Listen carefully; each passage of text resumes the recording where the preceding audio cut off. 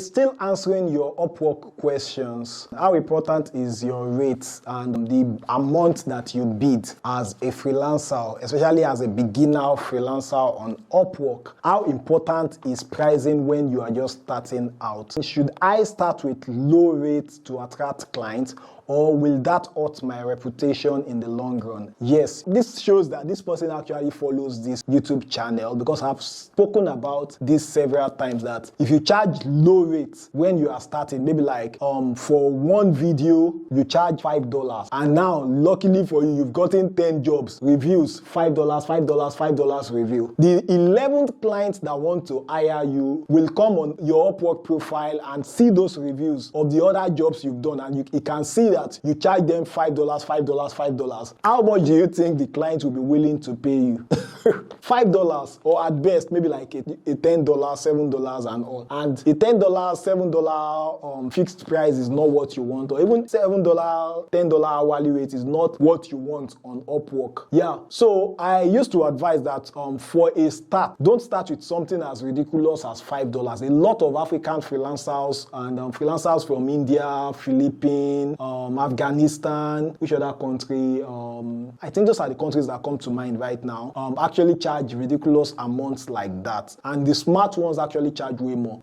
So please, I think you should charge $10 per hour minimum for a start. So then let's be fair, maybe as a strategy for your first job, you can even charge $5, maybe like $5 just to get it done and to be able to like at least get that first job. But if I have my way, I would not allow my mentee or my coaches to start with $5 actually. $10 should be the minimum, $10. So if you get a $10 project and you do it, so after the first project, up your price, push it to $15. Push it to $15. So for the client that you have started with $10, you can keep that client on that $10. That's even more reason why you should not start with $5. You can keep that client on $10 and yeah, also to get other clients, because like the concept of retainer clients. So yeah, the pricing affects whether you get the job or not. If you overprice, or you might not get the job. If you underprice too, you might not get the job. If you overprice, yeah, you remember clients are also trying to save.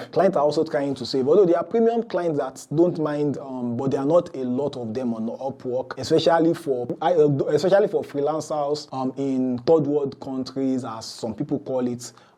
So if you charge too low too, like some clients will not work with you, because it signals to some prospective clients that, oh, you are cheap, you are a beginner, you don't really know your onions, because sometimes the rate you charge. So let's just, all other things being equal, ceteris paribus, you have two video editors. One video editor charges $50 per hour, and another video editor charges $4 per hour. If you don't know any other thing about the two video editors, that this is just the two factors, this is just the two informations you know about these video editors, which one would you think will edit a video better for you if your life depends on it? Definitely the guy is charging $50.